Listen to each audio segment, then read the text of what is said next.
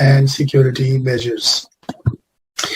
Broadly, we'll discuss what does it mean, control procedures, what is a control system, and how information security is linked, security measures and business continuity planning.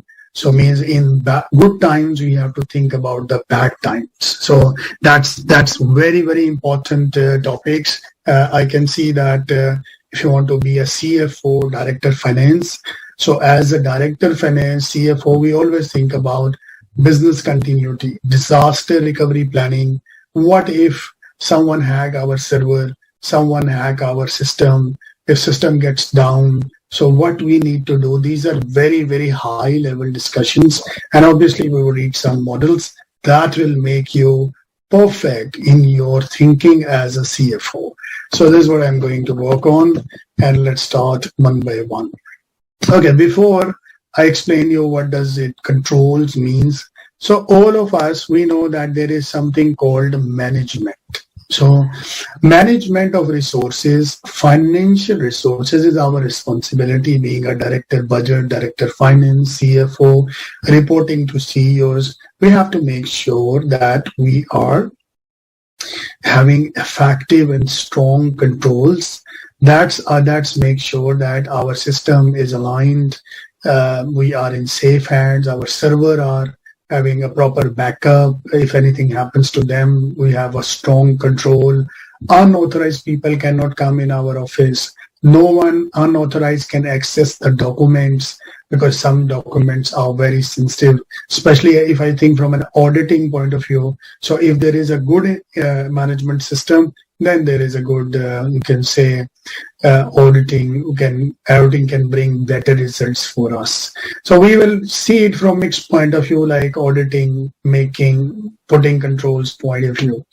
So every system, like it's a payroll system, it's accounts payable system, account receivable system, or inventory management system, they all require us to establish standards for operations to be controlled. So first is the standard, because if you don't have a standard, you cannot get some kind of performance. I'll give you an example. Suppose I joined a new company. They didn't tell me what to do, how to do, and how I will be evaluated. Means I don't know my performance criterions. I don't know what is standard for them. So maybe after 2 months they ask me, you didn't do a good job. So I will ask them, what is the definition of a good job? Means what I do makes you look I am doing good job. So means that every big, large size organization, they should have standards. And then we do the actual, and then we say, oh yes, this standard is matching or not matching. That is called measuring performance standards against the standards. And of course, if you thought I will bring 100 and I brought 80, so 20 is the variance. So variance analysis is also a very important topic, area of interest for the CFOs and CEOs. Actually, they look because once we make the budget, we start monitoring the actual, and the variance shows us that is there any fault in our planning, or is there something out in the market which is not in our controls. So that is called the variance or deviations, means difference. Deviation is difference or variance. So that is very, very important. We need to look into taking corrective actions. Once we got, so in software we have colors like red, green, yellow. So green means everything is fine. Red means something going in the wrong. So the CFO will straightly look on the red areas, and these red areas we will fix it first, and then look into the other areas as well. And if required, we will do the reappraising of the standard. Maybe standard was good at time, but now it is no more a good time. For example, if you see that COVID has changed all the strategies of the management. So for example, Mashriq Bank, you saw that there is a lot of outsourcing they did. Here, no much employees are in UAE. Everyone is online, because during the COVID, everyone was working online. So they thought that online model is perfectly okay. And some countries, labor is cheap. And so they are hiring cheap labor and saving capital cost, the human resource cost, employee cost, although I totally feel that the quality of employee is the most important, not the price of the employee. And that's how organizations screw themselves. So wrong decisions lead to wrong results as well. But these are, these are general optimization strategies, lower the salaries or find the cheaper employees, sometime at the cost of the business. So it's all subjective and related to the scenario. An evaluation reward system we have to put. If in our company we know that if we do something good, suppose you are internal auditor, you save some, you catch some gaps, and this causes company a great saving. You are an accountant, you did something really good, you are a salesperson, you bring a lot of good sales. So we need to link your effort with the reward. That is really, really important. This is how we see, if you see the small kids in the home, when you give them a reward, like even a candy or a balloon, for example, they are very happy, excited, and it's like you made their day. So this is a human nature since childhood till the old. When you get gifts, when you get appreciation, when you get rewards, you feel excited, motivated, happy, associated with the organization. So always reward systems are very, very important. And of course, you have to see the cost of internal controls. It's like I can buy SAP, Oracle, and a couple of other softwares. But if the cost I'm spending and the benefit I'm getting is less, then I can't do that, because cost-benefit analysis is really, really important. So always we have to make sure that what we are doing, the cost and benefit. So there are so many types of controls we have to see in a company. No matter which department you work, these are the controls for every department. One is preventive controls. So we say that prevention is better than cure.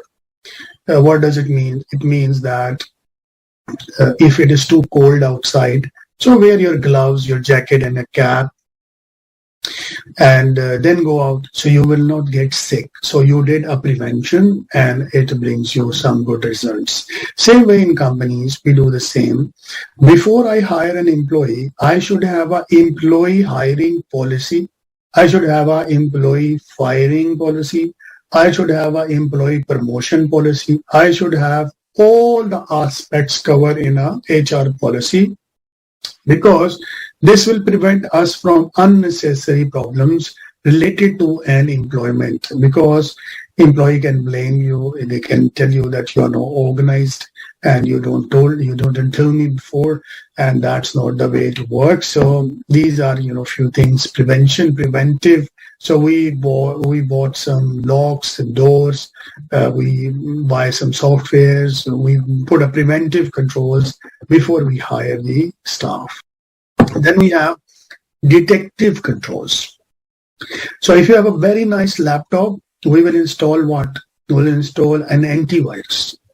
This antivirus, when in a very beautiful laptop, even it is $5,000, you will get a virus. So if you don't have antivirus who will catch the virus and kill it or quarantine it, you need to have detective control, which is antivirus is an example. So same way in companies, we have a very nice camera, we have a locked door, it opens with your thumbnails, but maybe someone cheated with the system, put another thumb impression for someone else, and now you are going in his place.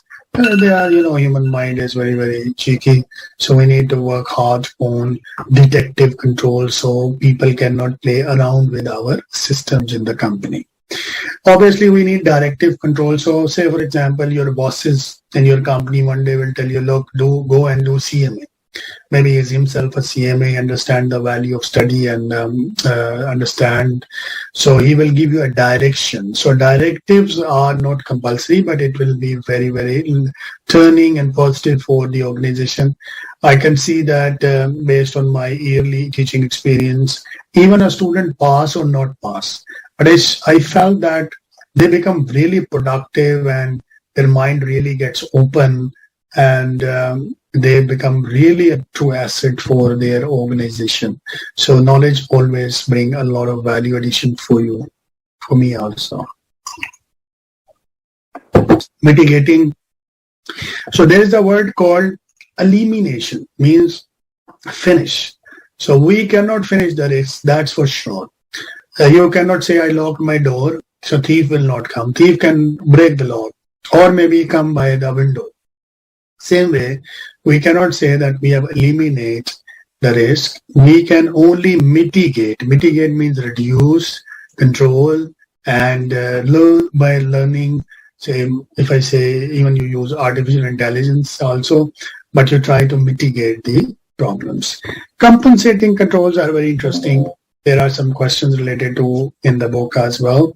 Compensating means sometimes companies are in a stress situation where they don't have money to have a fleet of internal auditors because internal auditor will be costly. So what they do is they try to compensate the auditing work allocating to the accountants.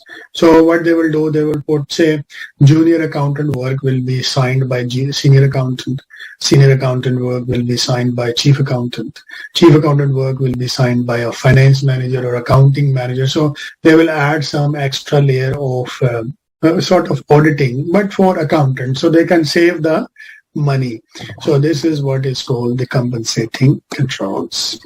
So these are few controls which is in every organization, you know, FAB, ADCB, or for example, Mubadala, 𝐁𝐞𝐫𝐳𝐿, 𝐒𝐜𝐿, all these companies, you name it, they have all these type of controls because that's how they try to, because it's a compliance actually. It's no more a choice. Putting controls in the company, especially for the large entity, is a regulatory requirement.